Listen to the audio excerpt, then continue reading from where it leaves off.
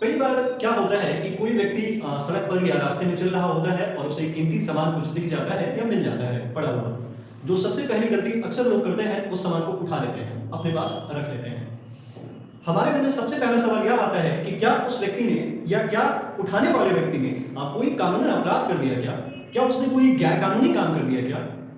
नमस्कार, मैं कुमार शुभम आप सभी का आपके अपने इस YouTube चैनल सिन्हा क्लासेस पर स्वागत करता हूं। मैं कोशिश करता हूं कि आज ऐसी छोटी-छोटी कुछ टॉपिक्स को मैं पूरी तरह से एक छात्र होने के नाते ही क्लियर कर सकूं। उम्मीद करूंगा कि मेरा ये लैंग्वेज इतना सरल होगा छात्रों की तरह ही, क्योंकि मैं खुद भी एक छात्र हूं, कि आप आसानी से मेरी बातों को समझ पाएंगे। अगर मैं आपसे पूछूं कि ऑफेंसेस, अपराध को परिभाषित कौन करता है, कौन कहता है कि ये अपराध है और ये अपराध नहीं है, और कौन दंड का प्रावधान करता है, तो सीधा सा आंसर है इंडियन पीनल कोड 1860। आप जानते हैं ये दंड का भी प्रावधान करता है, ये अपराध को भी परिभाषित करता है और दंड का भी प्रावधान करता है। तो एक्स ने कोई ऑफेंस किया या नहीं किया, यह बात कौन बताएगा? आईपीसी बताएगी। ओके, तो जब आप आईपीसी के सेक्शन 403 को पढ़ेंगे तो उसका टाइटल ही है डिसऑनेस्ट। मैं यहां लिख देता हूं, फिर एक्सप्लेन करता हूं। Dishonest misappropriation of property. इसको हिंदी में कहते हैं बेईमानी से संपत्ति का दुर्विनियोग करना। दुर्विनियोग, अगर दुर्विनियोग को भी सरल भाषा से मैं कहूं तो investing any kind of property with unfair techniques.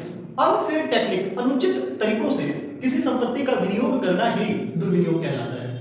ठीक है, तो इसके लिए सबसे पहले मैं आपको बता दूं कि 403 में प्रावधान क्या है, प्रोविजन क्या है, और फिर मैं आपको क्लियर करूंगा कि डिसऑनेस्ट मिसएप्रोप्रिएशन ऑफ प्रॉपर्टी क्या है, क्या नहीं है, क्या अपराध है और क्या अपराध नहीं है।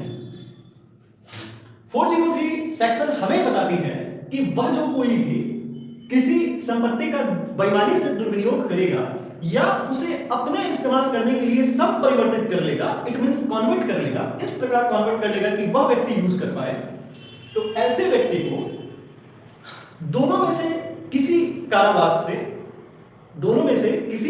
से जिसकी अवधि 2 साल तक की हो सकेगी। आप समझिए, आइदर ऑफ टू काइंड, यहां मैं मोटी बातें लिख देता हूं, either of two kind of imprisonment. मैंने अपने शॉर्ट्स के माध्यम से क्लियर किया था कि 2 तरह के इंप्रिजनमेंट होते हैं, एक साधारण और एक कठोर, रिगोरस एंड सिंपल। ठीक है, उससे जिसकी अवधि एक्सटेंड टू 2 इयर्स, 2 साल तक की होगी। इट मींस डिपेंड करता है कि वो किस प्रकार की संपत्ति का और कैसे दुर्विनियोग कर रहा है। और इसके साथ और भी क्लाउज जुड़े हैं, और ये तो है ही, और फाइन या जुर्माने से, और एक क्लाउज है और बोथ। इट मींस दोनों से, यानी वह जो कोई भी किसी संपत्ति का दुर्विनियोग करेगा या उसे अपने इस्तेमाल के लिए संपरिवर्तित करेगा, उसे दोनों में से किसी प्रकार के कारावास से जिसकी अवधि 2 साल तक की हो सकेगी या जुर्माने से या दोनों से दंडित किया जाएगा। अब इसको समझने के लिए मैं एक लाइन और आपको बताता हूं, एक एक्सप्लेनेशन और बताता हूं, ताकि जब मैं एग्जांपल दूं तो आप अच्छे से समझ सकें। एक एक्सप्लेनेशन, एक स्पष्टीकरण यह है कि फॉर फ्यू टाइम, कुछ समय के लिए किया गया दुर्विनियोग भी इस सेक्शन के तहत अपराध की गिनती में आता है। ध्यान रखें।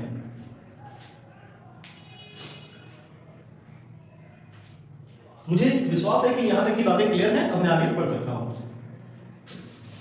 ज्यादा बातें इस सेक्शन की क्लियर होंगी एग्जांपल से, जब मैं आपको एग्जांपल दूंगा जो मैं अब देने वाला हूं। 2-3 परिस्थितियां, क्योंकि ज्यादा समय बहुत लंबा होता जाएगा वीडियो, तो मैं 1-2 मोटी-मोटी परिस्थितियां लेता हूं और आपको समझाने का प्रयास करता हूं। सबसे पहले एक एग्जांपल लेते हैं जो बड़ा कॉमन है कि ए नाम का इंसान एक सड़क पर चल रहा था और उसे एक कॉइन मिल गया, सिक्का मिल गया। समझ लीजिए वो बहुत कीमती कॉइन मिल गया और उसने उसे उठा लिया। ठीक है, ए नाम का लड़का सड़क पर चलते समय उसे एक कॉइन मिला जिसे उसने उठा लिया। अब ध्यान से समझिए, 2 परिस्थितियां आएंगी यहां। पहला, क्या ए को पता था कि वह सिक्का किसका है? दूसरा, क्या ए को नहीं पता था कि वह सिक्का किसका है? पहली परिस्थिति, अगर ए को पता था कि वह सिक्का किसका है फिर भी उसने उठा लिया और उसे अपने पास रख लिया, केवल रखा ही नहीं बल्कि उसका इस्तेमाल भी कर लिया तो ए सेक्शन 403 के तहत अपराधी है, उसने अपराध कर लिया है। लेकिन अब ध्यान से समझें, अगर ए को नहीं पता था कि वह सिक्का किसका है और उसने उसे उठाया तो वो कोई अपराध नहीं कर रहा है, कोई ऑफेंस नहीं कर रहा है। उम्मीद करता हूं मेरी बात आप समझ पा रहे होंगे। एक और एग्जांपल देता हूं जो अक्सर कभी ना कभी आप सुनते होंगे, घटित होता है जीवन में किसी न किसी के साथ। मान लेते हैं कि पी और क्यू बहुत अच्छे दोस्त हैं। पी और क्यू दोनों के पास एकदम सेम टू सेम, मतलब अरे फोटोकॉपी है ना। तो मान लेते हैं कि इसके पास सैमसंग की कोई मोबाइल है, कोई भी XYZ मान लेते हैं, और क्यू के पास भी सैमसंग की XYZ मोबाइल है। It was a solid coincidence कि जिस प्रकार का back cover, tempered glass P ने लगा रखा है अपनी मोबाइल पर, उसी प्रकार का बैक कवर और टेम्पर्ड ग्लास क्यू ने भी लगा रखा है अपनी मोबाइल पर। यानी कि परिस्थिति यह है कि अगर मोबाइल के डिस्प्ले को ऑन ना किया जाए, मोबाइल की बत्ती ना जलाई जाए, तो दोनों कंफ्यूज हो सकते हैं कि कौन किसका है, कौन किसका है। क्लियर? एक साथ पी और क्यू एक साथ बाजार जाते हैं और एक ही दुकान पर खड़े होते हैं। पी अपना मोबाइल घर पर भूल आया है,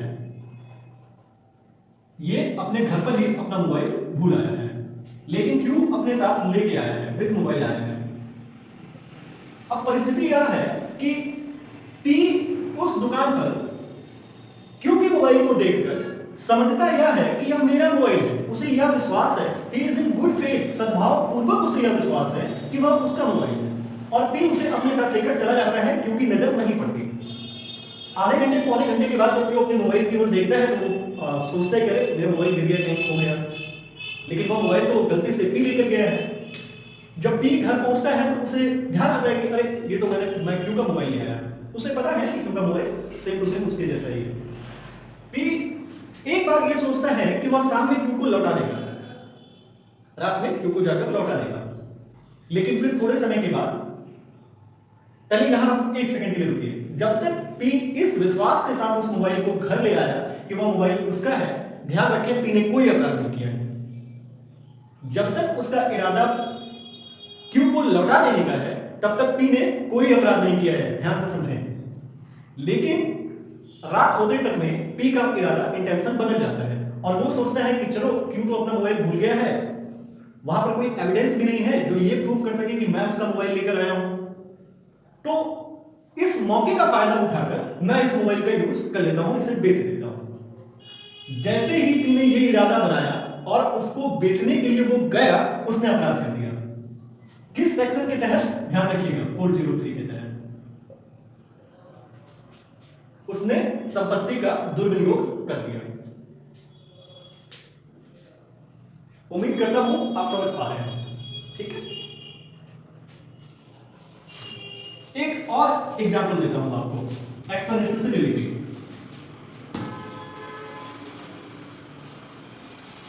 मान लीजिए कि कोई किसी व्यक्ति को कोई कीमती सामान, सपोज कर लीजिए कोई गवर्नमेंट प्रॉमिसरी लेटर या फिर कोई आभूषण, ऑर्नामेंट ऐसा मिल जाता है जिसको कि आसानी से गिरवी पर रखा जा सकता है। एक परिस्थिति है कि एक्स कहीं जा रहा था और उसे कुछ ऑर्नामेंट्स मिल गए, किसी माध्यम से उसे यह पता चल गया कि वो वाई का है। या इसे और सटीक बना देता हूं इस एग्जांपल को, मान लीजिए कि उसे कोई गवर्नमेंट प्रॉमिसरी लेटर मिल गया या नोट मिल गया, सरकारी वचन पत्र, और उस पर जो कंटेंट लिखे हुए थे उससे उसको पता चल गया कि वो वाई का है। It belongs to Y and Y is the actual owner of that GPN, government promissory note. X क्या करता है कि वो सोचता है कि हाँ ठीक है, मैं वाई को लौटा दूंगा एज सुन एज पॉसिबल, लेकिन उस दौरान एक्स को बहुत जरूरत होती है पैसों की। तो एक्स क्या करता है कि वो सोचता है कि अच्छा ऐसा है कि मैं 15 दिन के बाद वाई को लौटा दूंगा, फिलहाल मैं इसे किसी बैंक में जाकर मॉर्गेज के तौर पर रख देता हूं एज सिक्योरिटी और लोन ले लेता हूं, और वो बैंक जाकर इस पर लोन ले लेता है। बात तो समझिएगा, धारणा अब भी उसकी वही है कि he will return to Y, he will return it to I, but after some time, लेकिन कुछ समय बाद, कब? जब वो पर्सनल यूज कर ले उसे तब। अब जरा ध्यान से समझिए, जैसे ही वो लोन लेगा, उसने जीपीएन को मोर्गेज पर गिरवी पर रखा, वैसे ही उसने जीपीएन का पर्सनल यूज कर लिया, व्यक्तिगत इस्तेमाल कर लिया, और जैसे ही उसने उस जीपीएन का जानते हुए कि वो वाई का है व्यक्तिगत इस्तेमाल कर लिया, उसने अपराध कर लिया। ध्यान रखिएगा। तो ये एक्सप्लेनेशन है कि इस सेक्शन का स्पष्टीकरण है, ध्यान से समझिए, कि कुछ समय के लिए किया गया दुर्विनियोग भी इस सेक्शन के तहत अपराध है, ये ध्यान रखें। तो अंत में मैं आपको यही कहूंगा, honesty is the best policy, ईमानदारी सबसे अच्छी नीति है, और जीवन में सदा प्रयास करें ईमानदारी के रास्ते पर चलने का, हमेशा प्रयास करें। और एक और बात मैं आपको बता दूं इस सेक्शन से रिलेटेड कि यहां पर यह बहुत मायने रखता है कि जब कोई व्यक्ति किसी मूवेबल प्रॉपर्टी को, जंगम संपत्ति को पा रहा होता है, तो क्या उसे पता होता है कि वो प्रॉपर्टी किसकी है, और क्या उसे ये पता है that particular person is belong to that property, कि वो उस व्यक्ति की है? क्या उसे ये पता है who is the actual owner और ऑनर ऑफ दैट प्रॉपर्टी? अगर उसे पता है कि उसका ऑनर ये है, तो अपराध है फिर वो। अगर वो पर्सनल यूज कर रहा है पता होने के बावजूद भी, तो निसंदेह ये अपराध है, no doubt, it's a crime, it's an offence. लेकिन ऐसी परिस्थिति जिसमें कि उस व्यक्ति को पता ही नहीं है कि उसका ऑनर कौन है, तो ये सेक्शन, इस सेक्शन के तहत जब आप इस सेक्शन को डिटेल में पढ़ेंगे, तो इस सेक्शन के माध्यम से दो चीजें सामने आएंगी। सबसे पहली बात सामने ये आएगी कि व्यक्ति को चाहिए कि वह यथासंभव एज फार एज पॉसिबल उसके ऑनर का पता लगाने का प्रयास करे कि उसका ऑनर कौन है, या फिर वो एक निश्चित सर्टेन एक मतलब अवधि के लिए, एक पीरियड ऑफ टाइम के लिए इंतजार करे कि कोई उस संपत्ति का दावा करता है या नहीं। लेकिन अब कितने समय वो प्रयास करे, it's a point of fact, ये तथ्य का प्रश्न है, it's a question of fact that कि वो कितना समय इंतजार करे। ऐसी परिस्थिति में लोग मुझसे अक्सर पूछते हैं कि आप क्या करेंगे ऐसी परिस्थिति में। तो मैं अपना ओपिनियन दे रहा हूं, it's my opinion, it's my point of view, your can be different, you know, yours can be different, आपका अलग हो सकता है। मैं सबसे बेहतरीन काम ये करूंगा कि अगर मुझे कोई मूवेबल प्रॉपर्टी मिलती है, तो अगर वो डाउटफुल है तो मैं छोड़ दूंगा, अगर वो डाउटफुल है तो मैं वही छोड़ दूंगा और नजदीकी थाने को सूचना दे दूंगा। जैसे अटैची वगैरह, वीआईपी वगैरह आप चाहते होंगे, कोई बक्सा वगैरह, जब भी आप कहीं लावारिस देखें तो इमीडिएटली अपने थाने को इन्फॉर्म कर दें, नजदीकी जो भी थाना है। मैं सबसे पहले, अगर मुझे कोई मूवेबल प्रॉपर्टी रास्ते पर पड़ी हुई, रखी हुई, गिरी हुई मिलेगी, तो सबसे पहले मैं वही करूंगा कि नियरेस्ट पुलिस स्टेशन में जाकर उसे सुपुर्द कर दूंगा, या नियरेस्ट पुलिस स्टेशन में बता दूंगा कि फलाने जगह एक कीमती मूवेबल प्रॉपर्टी रखी हुई है।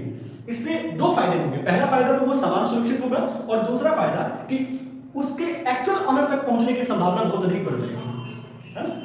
मैं उम्मीद करता हूं कि सेक्शन 403 को काफी हद तक मैं डिटेल में आपको समझा पाया हूं। सिन्हा क्लासेस की एक अगली वीडियो में जल्द मिलेंगे। स्वस्थ रहें, सुरक्षित रहें। जय हिंद।